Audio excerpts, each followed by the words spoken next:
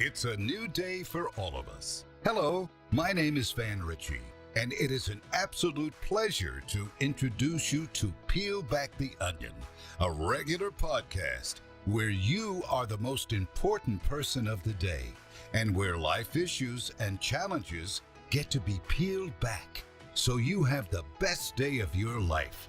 And now, please welcome the hosts of Peel Back the Onion, Dr. Jerilyn Kronen and Dr. Jerry Camerata. Welcome to Peel Back the Onion. Dr. Kronen and I have been on the road for the last 9 months interviewing interesting personalities and discovering some incredible stories which we will share with you during 2025. There's one interview, however, recently done by Dr. Kronen with Bruce Ratner. The interview was filmed at the Hampton Synagogue and is presented as a courtesy by Rabbi Marc Schneier. The interview is particularly important to telecast at this time because the message of cancer and cancer prevention is always on everybody's mind. I think you'll find this interview to be very, very special. I'd like to invite, I'm going to be seated, I'm going to invite Dr. Jerilyn Kronen and Bruce Ratner. Let's give them a round of applause.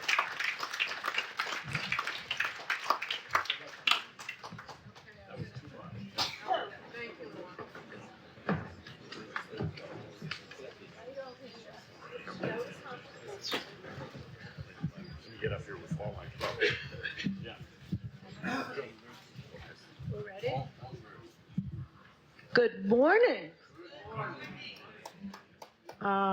I'm very excited today. I have never been in the presence. Okay, I can't help it. All right. It's all about we now. All right. Oh, that's so kind. But your book is quite a privilege. And even though we have suffered through 9/11, even though we have suffered through October 7th, if you read this book, you will be in control of something. And you are the author, and you made this happen. And I think we now need to discuss why you made this happen. So I'm ready. Okay, you're ready. I'm ready for you. So first of all, I have to thank everybody for being here. And Rabbi, thank you for those comments. I have to emphasize, we all know this. It's all about we, never I. So that's really what's important. The other thing I have to say is I am so at home here, I can't even describe it. I'm with my people. I get the opportunity to speak to different people about the book and over my life, different aspects of my life. But this is home. It really is. And I just feel warm and wonderful. I'm comfortable. So you asked me, why did this happen? Well, wait, I'll go into it a little more. Oh, closer to the mic. All right, there you go. They used to say in college I have a hog-calling voice because I talk so loud. So I didn't think this was necessary, but it's necessary. So go ahead, yeah. All right, so as a psychologist. I should use that word hog. Nice. Only the forequarter, the front of a nice steak. That's all. No pig. So go ahead. So as a psychologist, we just met. I know and we have something in common. We have some people in common. And I also, okay, I will. As a psychologist, I just met you. And interestingly enough, we have some things in common. Some people we know, like Regina Skye. Yes, we do. Yes, Wonderful we do. Regina. We have some people Absolutely. from Chicago that we know. Yes, we do. Like Peter Lewis. Peter Lewis. From Progressive. Cleveland. Oh, excuse me. My hometown. Yes. Okay. And I also have my husband here, my late husband here, who could not believe in a million years that I would be sitting with someone who owned a basketball team. I don't believe it either, so. He was an avid basketball player, as everybody here knows, but basically he was a tennis player. And he would said to me before he died, go back to Mark, go back to the synagogue. Don't leave the synagogue. And here I am with basketball. But I'm really here to talk to you about cancer. Sure, yeah. That's the deal. So let's stay on topic. Okay. I read your book. Thank you for doing that. It was a privilege.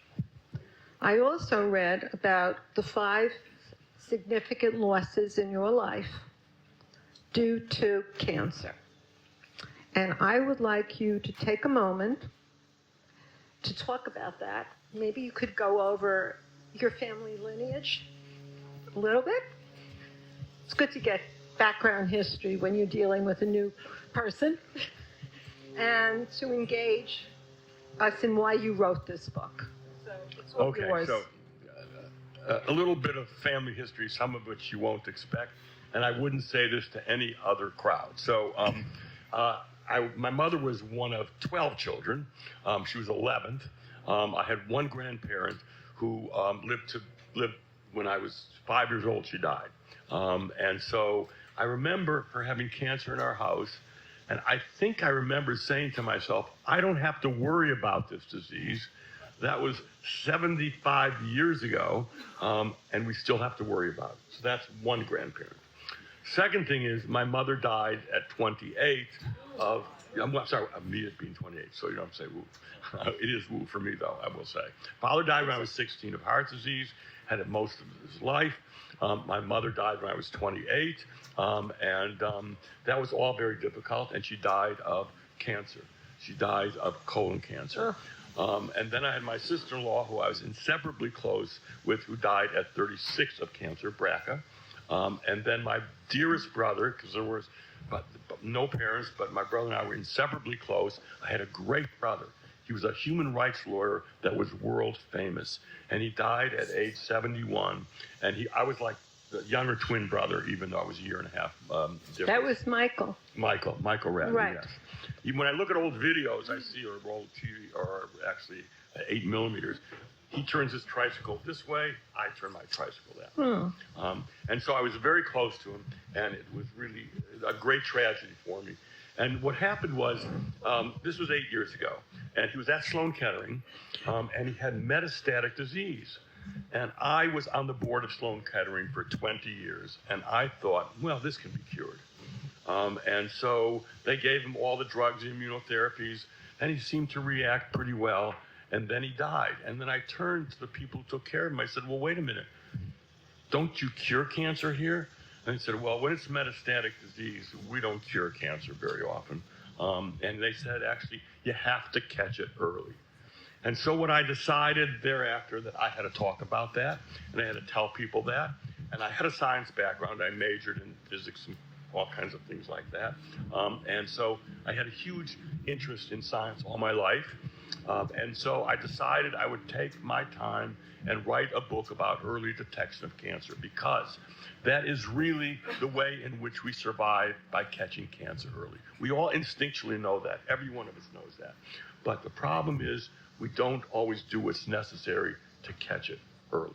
And I want to make one other comment. What I went through is no different than what every one of you has gone through in your life.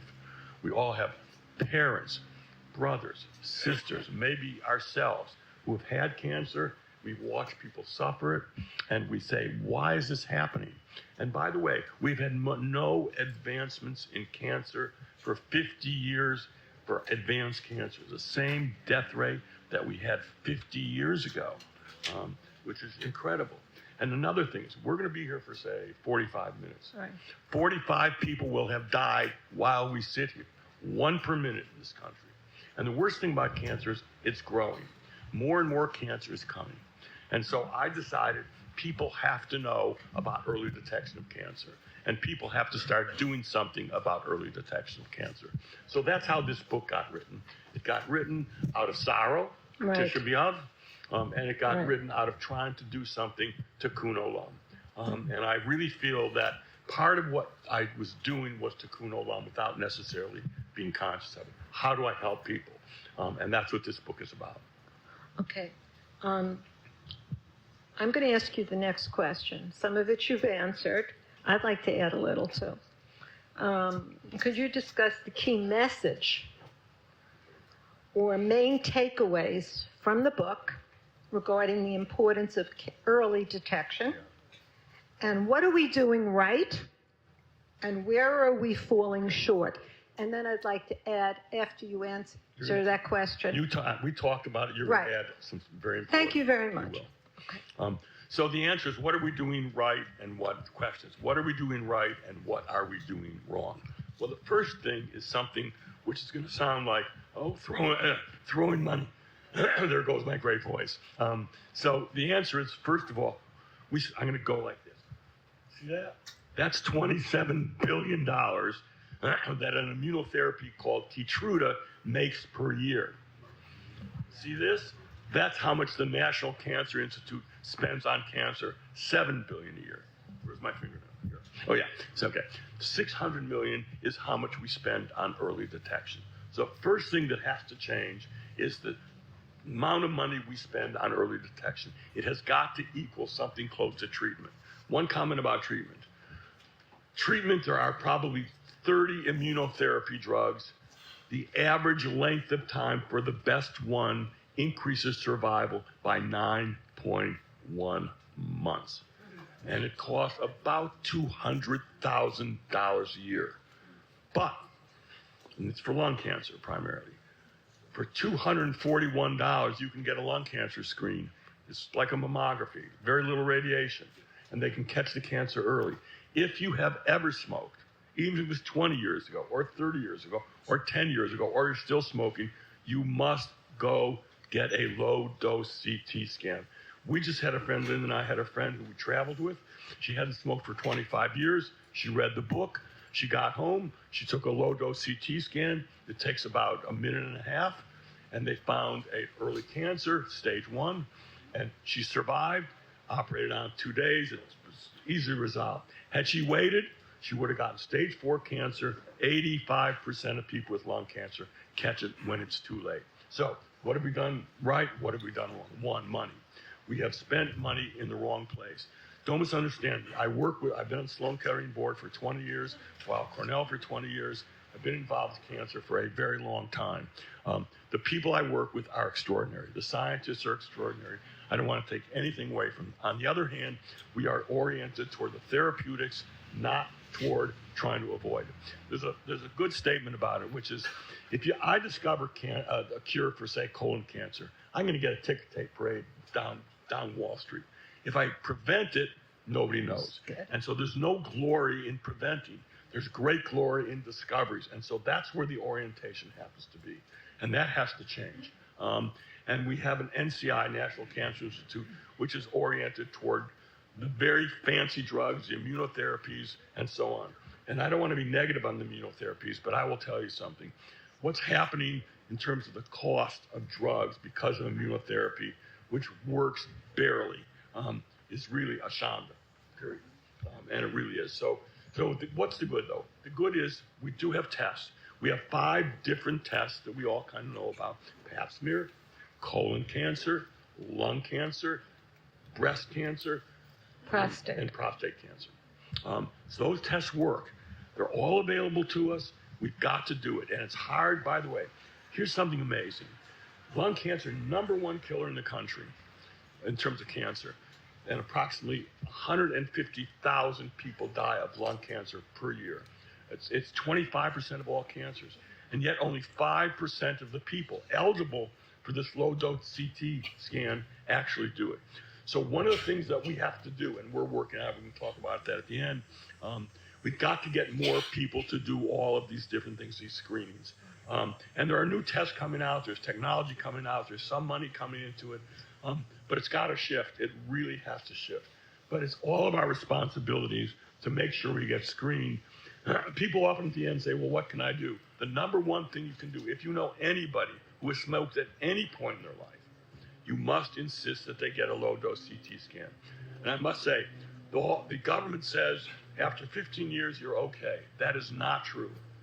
We all know people who have lung cancer who smoked 25, 30 years ago.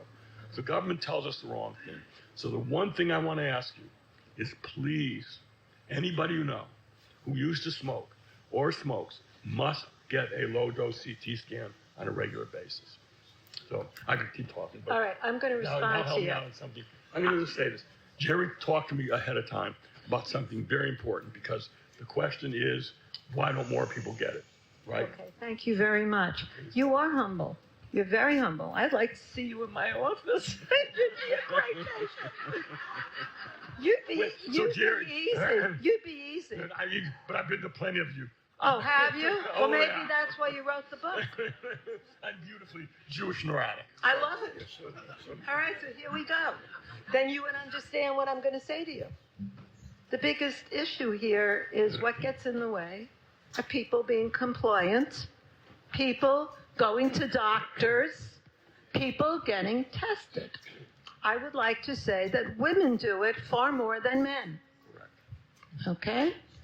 And they not only do it far more than men, they are consistent with monitoring it. You are correct. Thank you. Where men are not. So here we go. We have a stigma. And in your book, you state, or I should say, Dr. Fernandez, director of the Center of Health Promotion and Research at the University of Texas, states, build it, and they will come. But they will not. Correct. And it's complicated because they're terrified. People are afraid of going to a doctor. When I was a little girl, my father said, do never go to a doctor or you'll be dead. Do not go to a hospital or you'll be dead. And so he was afraid of needles. And when I had to take a marriage license, I almost said, I don't know if I could do it. I'm going to die. It took a very long time for me to be able to manage seeing a doctor. It's either fight or flight. If it's flight, you're dead. There's no early detection. Cool. If you fight, you're not just being proactive, you're saving your life. Some of the other reasons. We have a stigma barrier. I got that from your book, sir. And in it, there's also the statement, there's no magic bullet. There's no magic bullet. But I would also say to you that people avoid, they procrastinate, especially men, can't do it, don't have the time. There's nothing wrong with me. I have a cough. It's going to go away. And men who are not married are in really trouble because there's nobody to push them to get to the doctor. So they die early. Moreover, there's shame. I don't want to go to a doctor. I don't want to go on the scale. I don't want him to tell me that I'm obese. I don't even want to tell him that I'm smoking. I don't want to tell him anything. There's also the fear of being out of control. The doctor is supposed to be idealized. Well, he used to be. Many of us question that, and that's another issue. The mistrust of doctors. What are they going to tell me? I'm dead anyhow. There is a real issue with men and women because anxiety is so overwhelming that we're terrified to move. Again, fight or flight. I'd rather go after it because if I go to a doctor, I have to tell myself, I have a procedure. I tell myself, do not think about this. Do not think about this mammogram until 24 hours before. Otherwise, I will mess up my whole week. And then I say to myself, I better get in there because if there is something there, I don't want to know I caused it. So I'd rather go in there and I do it. And then there's follow-up by the doctors, which needs to be for men too. The doctor should be saying, you need to get these tests. I give it over to you now. No, everything you said is really important. You know more about that than I do for sure. But that is every issue you mentioned is really accurate. Thank you. Men. So it is true that men are not very good at keeping up with their health.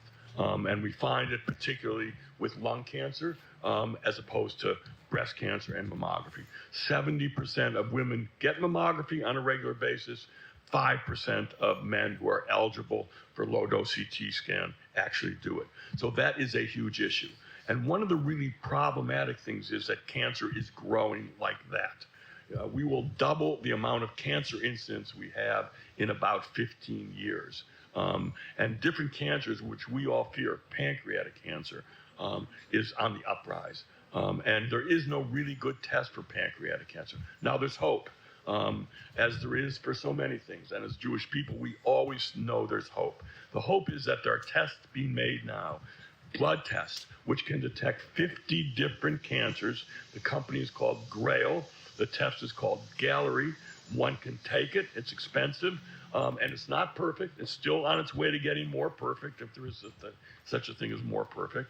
But it is a way of detecting cancer early, and it's not a difficult test to take. So there's hope, because that does really make a difference. I want to talk about something which is really a little bit different. The book is a lot about, obviously, early detection. That's what it is about. But much of the book is about disparities. A lot of things we don't know that much about. Low-income individuals, underserved communities. I'll give you one little fact. White women and black women have about the same incidence of breast cancer. And yet, the mortality rate for black women is 40% higher than white women. Say that again. It's 40% higher than white women. Why? Because what happens is we have things called social determinants. Social determinants are things like job problems, living with crime, everything from food desert. Food desert means not having enough food for a family. Single parent families where someone has to, where usually the mother has to work. Having children, worrying about the children, not having enough money to actually have the car fare to go down and get a Medicaid card. And so the result of that is that, one, they don't even know about screening. And to the extent that they do know about screening, the cancer labyrinth is so very difficult, and it takes so long for them to find. Think how hard it is for us to find the right doctor. Right. Think about what we go through. Now imagine that you're a person in an underserved community. You may have a different language. You go to New York City, Brooklyn has 100 different languages, or Queens does. And so you have language issues. You have, in fact, 40% of the homes in Queens and Brooklyn, the first language is not English. So you have language issues. So I could go on and on. And the result of that is delay. So they get treated later. And when you get treated later with certain types of cancers and aggressive cancers, a month or two really makes a difference. And that's why it's 40% higher mortality. Washington, D.C., Medicaid patients, 50% of Medicaid patients who are diagnosed with cancer do not follow through. Medicaid patients. By the way, Brooklyn is 50% Medicaid. Wow. Out of 2.8 million people. Wow. So you really have to get a sense. Most of us don't quite have I've worked in Brooklyn most of my life. I don't even have a sense of really what is going on in terms of poverty. And so a lot of the book is about underserved. And that's our responsibility as people who are Jewish and people who care. We do care about the underserved, and of course we care very much about our own people. So I'm going to ask you, because I think the audience has questions, and I want to make sure there's time for questions. So I'm going to ask you last. My last question to you, can you tell me more about the Michael D. Ratner Center for Early Detection and some of its work with Weill Cornell? Yep. Can you share its successes, its lessons learned, and what you hope to achieve through this partnership? Are there any plans to expand this collaboration and partner with other institutions? That is such a good question. So the book was written as a policy book. This is an easy read to book. Easy read to book is a great sentence. Thank you, Rabbi, for helping me. By the way, you have an incredible sense of humor, in case you didn't know it. So the answer is that I wrote this book, yes, to sell copies, but really to make an impact. And the impact is really with influencers in healthcare. And that's who has seen the book. I've spoken in many places. And so we created a foundation that really does something. And what does it do? It tries to come up with initiatives and pilot programs that really begin to teach people how to take early detection seriously and how to get early detected. So we work with Jamaica Hospital, which is an extraordinary hospital in Jamaica. We're about to work with the library system with my wife on breast cancer, which has a whole discussion which we could go on and on for. Jefferson Hospital System in Philadelphia is working with us. What's happened is I've got avalanched. Since the month and a half or 2 months since the books come out, probably every other day, we get another request for collaboration from all over the country. American Cancer Society, Karen Knutson, the CEO, came to see Linda and I for an hour and a half to talk about programs together. Last night we were with Julie Menon, the councilwoman, extraordinary councilwoman we all know, we're all very proud of, and we talked about things that we can do together legislatively. So the real purpose here is, yes, to write a book, yes, to teach people, but it is really to begin to create an initiative, and the foundation does that. Foundation is all about initiatives on early detection of cancer, and the interest is enormous. I am in shock. I'm in absolute shock how many organizations, famous scientists have been, Linda and I, we Zoom all day long talking to organizations that want to collaborate. So that's what's really the purpose of the book. That's what I care about most. So that's kind of what we do, and it continues. And we're just in the beginning stages of starting that process. Now, we have done things already. We brought a van to Brooklyn to do early detection of lung cancer just before COVID. Parked it right in an underserved neighborhood near where my office had been. And in about a month, we got about 250 people to come. We learned a lot. We learned that, yes, it's nice to go into communities, but it doesn't work that well. You have to have mass media. I should have said that. Mass media, if you think about it, anti-smoking, drunk driving, so many different. I'm going to tell you one other thing which you won't remember. I'll be the only one here who will remember this. But mass media is what gets people to come. Think about the smoking ads and what they did. Think about the vaccines. And you have to have very meaningful ads. So that's critical. Mass media is really everything for screening. And there's something called Screen for Cancer, started 20 years ago by the CDC, in which they spent $300 million over a period of 15 years advertising about getting colonoscopies. And of course, we know Katie Couric was kind of the leader of that. It cut colon cancer down almost in half, that mass media. We haven't done that for lung cancer. We don't do it enough for the other different types of tests. So mass media is absolutely critical. That's on the initiative. So we are working with the city of New York. They've contacted us. We've met with the health commissioner. And the idea is to begin to think about how do we do mass media campaigns for these different screenings. And that's really what I'm interested in. That's what I care about. Okay. We're going to take 2 questions. Is that okay? Regina.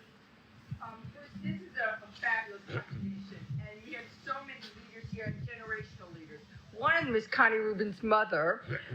Connie left, but her mother was on the board of Israel Cancer Research 50 years ago, and many of us continue to support ICRF. I want to know what's happening in Israel. Do you know? What are we looking at in terms of long-term cure and survival coming out of Israel? Okay. So I would say I know less about the cure part than what Israel has done in terms of inventing and working on inventions for early detection, breathalyzers for cancer, for lung cancer, blood tests for determining cancers. There probably are 15 or 20 companies in Israel working on tests to catch cancer early. The problem is this. It's very hard. If you think about this, a test costs $150. A drug costs $200,000.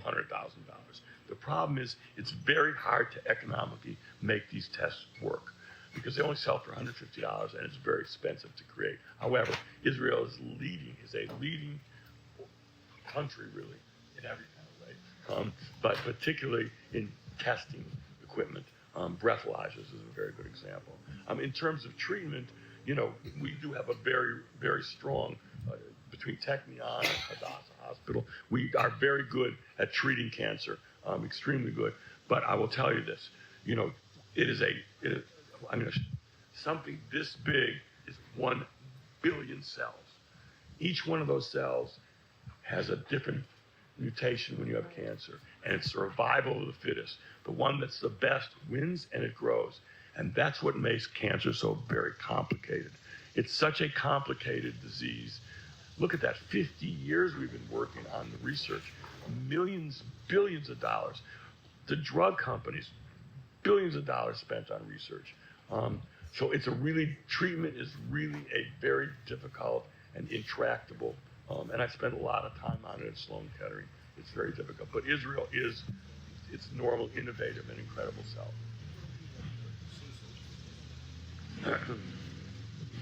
So I have a twofold question. The first part of it is, if men are the most susceptible to not getting involved in preventive care, what is the medium in which we can reach out to them? Because women are pretty good at advocating for themselves. Men, unfortunately, are not. And then the other part of this is early detection, not necessarily for this group, but for all the groups that you're talking about.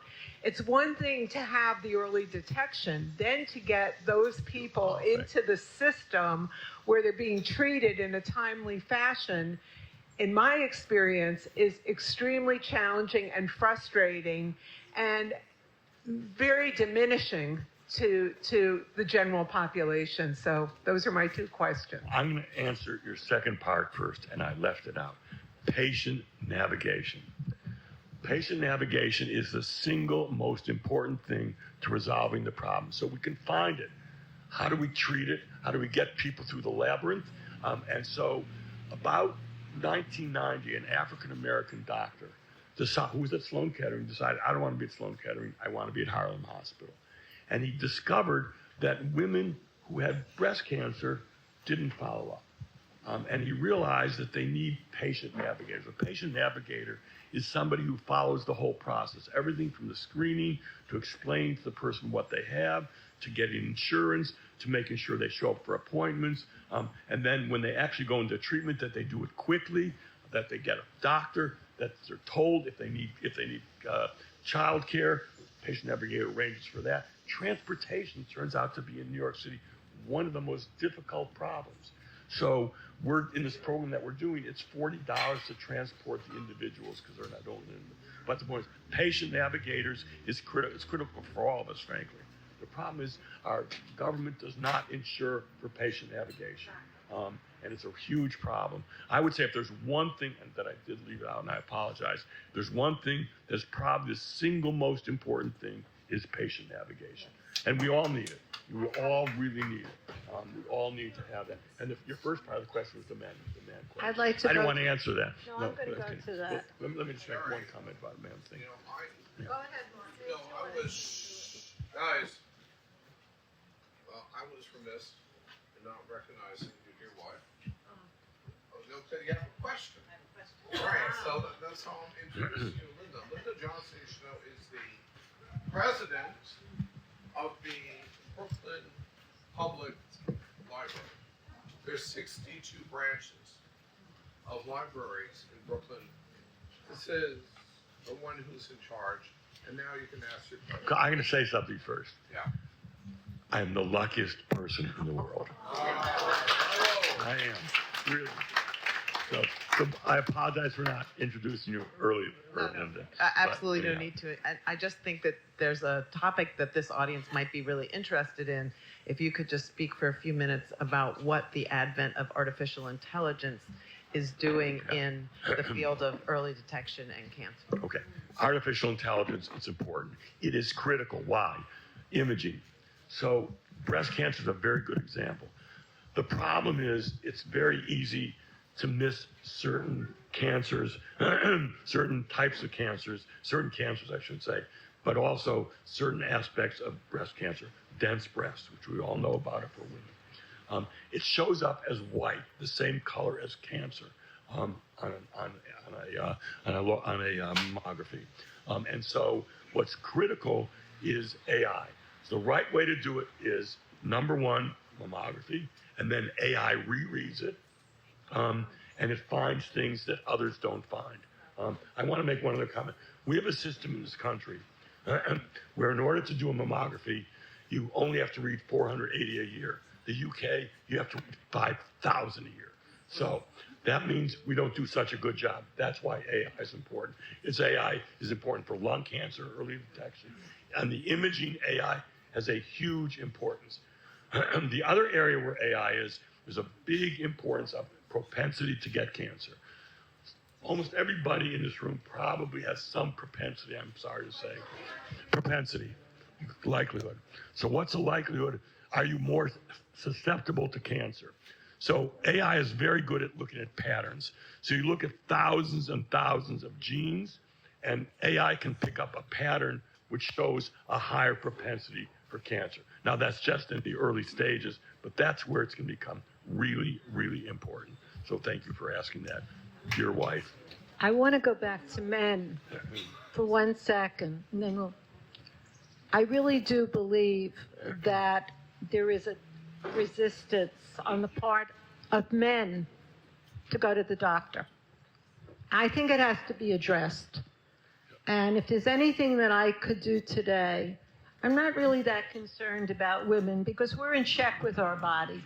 We've gone through childbirth, we've gone through menstrual cycles, we've gone through menopause. We have a sense of something that's not attuned. I have to interrupt you. Go I have ahead. to interrupt you. If you look at breast cancer in the Bronx, Yeah. okay, and mammography, you will find Riverdale, 90%. You will find Morrisania, 40% of the women. So it varies That's right. tremendously. By where you're coming from. Yeah, which I call death by zip code. That's a great term. That's a I know. So I just want to say no, go talk. one other comment about men. We watch TV, we watch basketball games, we watch football games, and mass media is the answer. And it's got to be scary mass media. And if you think about it, those pharmaceutical advertisements that you see are very effective. It has to be men that listen to mass media, and it scares them. It does scare them. It scares them if they see the old Bloomberg ads where someone is just horrible looking. So unfortunately, I have to say this. Linda says I shouldn't say these words. Unfortunately, people, and particularly men, react to blood and guts. So these advertisements have to be tough advertisements. They have to scare people, particularly men. And I'm afraid that's the only way that it's going to happen in any scale. It's got to be mass media, and it's worked for everything. One more last comment about mass media.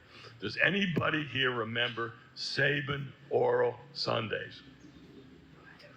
Uh-oh. Okay, Sabin Oral Sundays. Okay, in the 1950s,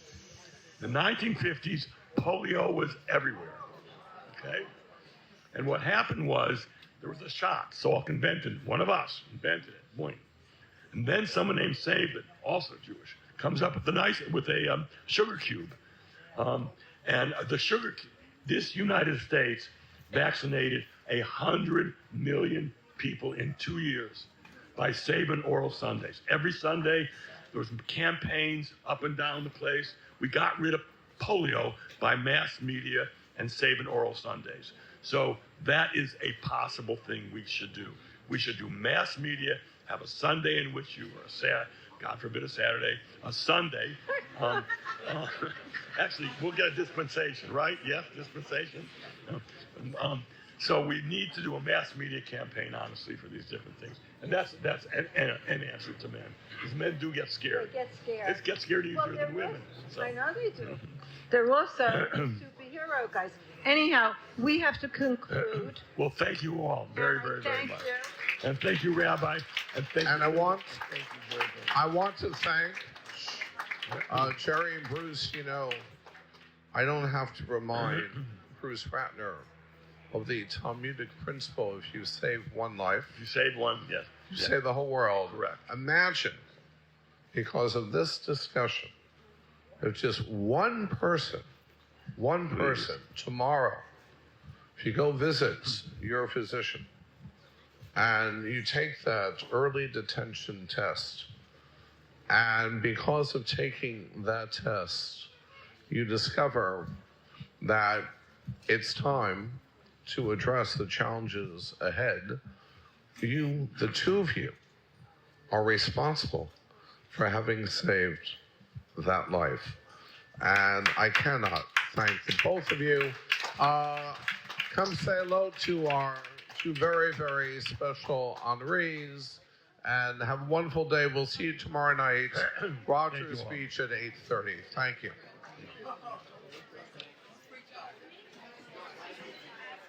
We hope this podcast was informative and you and your family are mindful of taking care of yourself. I'll be hosting the next podcast on world safety as the ambassador to the United Nations for the World Safety Organization. Until next time, Dr. Kronen and I hope all things go your way and the core of who you are is always a beacon seen by others. Thank you for joining us on this podcast. If there's an issue which you would have discussed on Peel Back the Onion, please send us a note to peelbacktheonionpodcast@gmail.com. We will always try to get as many emails on the air as we can. From your hosts, Dr. Jerilyn Kronen and Dr. Jerry Camerata, and from me, Van Ritchie, we hope every day is a great day for you and everyone in your life.